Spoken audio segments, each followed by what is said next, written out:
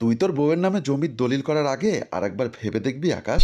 আকাশ টেবিলে চায়ের কাপ রেখে তার বন্ধু আরিফকে বলল, দেখ এসব নিয়ে এতদিন পরে এসে ভেবে দেখবার কিছুই নেই। আরিফ বলল, তুই আমাদের রেজাউল ভাইকে চিনিস? হ্যাঁ চিনি তো। রেজাউল ভাইকে চিনবো না এটা আবার কেমন কথা? তাহলে ওনার সাথে ঘটে যাওয়া ঘটনা তোর জানার কথা। আকাশ অবাক হয়ে বলল, রেজাউল ভাইয়ের কি ঘটনা? শোন তাহলে। রেজাউল অনেক বছর পর বাড়িতে এসেছে। বাবা মা কেউ বেঁচে নেই, একমাত্র বউ ছাড়া। কলিং বেলে চাপ দিলে দরজা খুলে না, দরজায় একটু ধাক্কা দিতেই দরজা খুলে যায়। সে ভিতরে ঢোকে। রুমে ঢুকে প্রিয়া প্রিয়া বলে ডাক দিতেই বিছানায় অন্য পুরুষের বুকে প্রিয়া। রেজাউল যেন বাকরুদ্ধ হয়ে যায়। তারা রেজাউলকে দেখে কাপড় ঠিক করে তাড়াতাড়ি উঠে দাঁড়ায়। প্রিয়া বলল, তো তুমি এ সময়ে? তোমাকে সারপ্রাইজ দিতে চেয়েছিলাম, কিন্তু এসে এভাবে সারপ্রাইজড হয়ে যাব ভাবিনি। যাক বেশ ভালোই হলো। আমি এমনিতেও সাগরকে নিয়ে চলে যেতাম তোমার বাড়ি থেকে। মানে কি বলতে চাও তুমি? এসব নোংরামের মানে কি? নোংরামি না, আমি আর সাগর বিয়ে করতে যাচ্ছি। তোমার সাথে আমি এ ঘরে থাকবো না, তোমাকেও আমি আর রাখবো না। কোনো দুশ্চরিত্রা নারীর সাথে আমি সংসার করতে চাই না। চলেই যাব। যাবে যখন তোমার নামে যে টাকা রেখেছি তা দিয়ে যাও। টাকা টাকা তো তোমাকে দিব না। তোমার বোধহয় মনে নেই ব্যাংকের অ্যাকাউন্ট কিন্তু আমার না। তাই তুমি যে সব টাকা সেখানে জমা রেখেছো, এখন থেকে সব টাকা আমার। কথা শুনে রেজাউল স্তব্ধ হয়ে যায়। তুমি আমার সহজ সরলতার সুযোগ নিয়ে পেছনে ছুরি মারলে, বেইমানি করলে আমার সাথে। তুমি এখন পথের ফকির, আর কোনো ফকিরের সাথে আমি সংসার করতে চাই না। চলো সাগর। বলে সাগরের হাত ধরে প্রিয়া বের হয়ে যায়। রেজাউল নিজে নিজে আফসোস করছে, কেন যে বউয়ের নামে ব্যাংকের টাকা রাখলাম। আমার জীবনের সব রোজগার শেষ হয়ে গেল। তাই বলছি কি আকাশ, তুই তোর বউয়ের নামে জমি রাখতে চাস ভালো কথা, তবে একটু ভেবে দেখ, না হয় পরে ভাবলে সমাধান পাবি না। আকাশ হেসে বলল,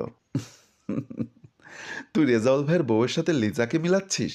দেখ, মিলিয়ে নেওয়া কোনো বিষয় না। আগে থেকে সতর্ক থাকা ভালো। নিজের সর্বস্ব কাউকে দেওয়ার দরকার নেই।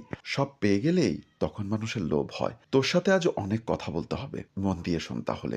আমি চাকরির খোঁজে অনেক হাঁপিয়ে নিজের বাসায় এসে বসি। তখনই লিজা আমাকে কল দিয়ে বলল, বাবা আবার আমার বিয়ের জন্য ছেলে দেখছে, তুমি কিছু একটা করো প্লিজ। তোমাকে ছাড়া আমি থাকতে পারবো না, রাখবো না এ জীবন আমি। একটু শান্ত হও তুমি। আমি বর্তমানে বেকার। এ মুখ নিয়ে তোমার বাবার সামনে দাঁড়াবো তা সম্ভব না, কারণ বেকার ছেলের হাতে কোনো পিতাই তার কন্যাকে তুলে দিবেন না, তোমাকেও দিবে না। তাই দুজনের অন্য কোনো প্ল্যান করতে হবে। যেভাবে পারো আমাকে নিয়ে যাও তুমি। আচ্ছা রাখো, আমি দেখছি কি করা যায়। লিজার রুমে সে তার ছোট বোন লিজার সাথে বসে গল্প করছে। লিজা বলল, আপু তোকে কয়দিন ধরে বেশ টেনশন দেখাচ্ছে। তোর সাথে আকাশ ভাইয়ার কিছু হয়েছে?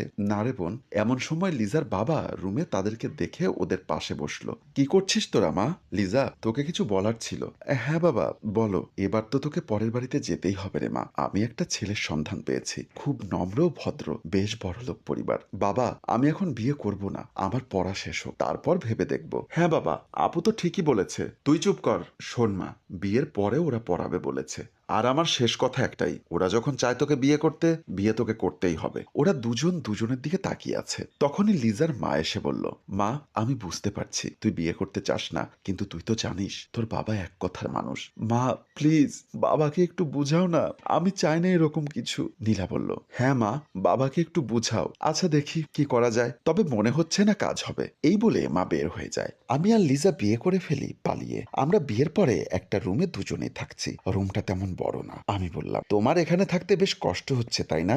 আমার কোনো কষ্ট হচ্ছে না, তুমি পাশে আছো, আর কোনো কষ্টই আমাদের ছুতে পারবে না। তুমি বড়লোক বাবার একমাত্র মেয়ে, কত সুবিধার মাঝে থাকতে আমি কি তোমাকে সুখ দিতে পারবো? বেশি কথা না বলে এসে আমাকে জড়িয়ে ধরে ঘুমাও। আমিও শান্ত ছেলের মতো লিজাকে জড়িয়ে ধরে ঘুমিয়ে যাই। জানিস আমাদের বিয়ের কাবিন কত ছিল? লিজা সব ছেড়ে আমার কাছে আসে। আমাদের বিয়ের কাবিন ছিল ৬,১০০ টাকা। অবিশ্বাস্য না? আরো আছে শোন। ১ বছর পর আকাশের চাকরি হয়, তারা বাসা পাল্টে ফেলে। আকাশ লিজাকে বলল, আমার যে কিছু টাকা আছে, আর আমি সেই টাকা দিয়ে আর কিছু লোন নিয়ে নিব। না দরকার নেই, আগে আরো শক্ত অবস্থানে যাও। আরে গাধি, লোন নিয়ে তোমার নামে একটা জমি কিনবো, যেটাতে তোমার জন্য একটা বাড়ি করব।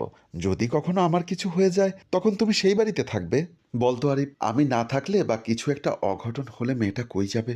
শেষ বয়সে নিশ্চয়তার আশ্রয় হিসাবে ওর কাছে জমিটা থাকুক। আকাশের মুখে সব কথা শুনে আরিফ বলল, দুঃখিত বন্ধু, এত কিছু জানতাম না। তুই লিজা ভাবির নামে জমি রাখতে পারিস। যে মেয়ে ৬,০০০ টাকা কাবিনে তোর হাতে হাত ধরে এসেছে, সে কখনো ছেড়ে যাবে না তোকে। বুঝলি, ভালোবাসার জন্য মানুষ সব করতে পারে। আমিও চাই আমার স্ত্রীর জন্য একটা নিশ্চয়তা রেখে যেতে। বিপদ ঘটতে সময় লাগে না।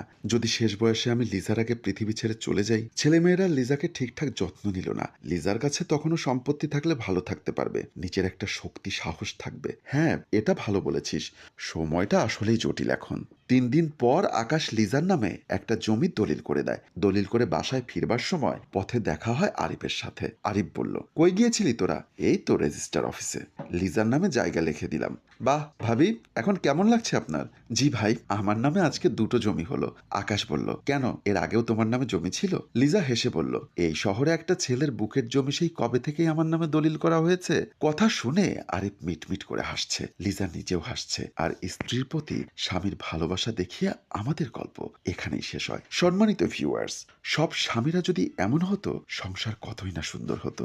কিন্তু সব স্ত্রীরা যদি এমন হতো, সংসার কতই না সুন্দর হতো।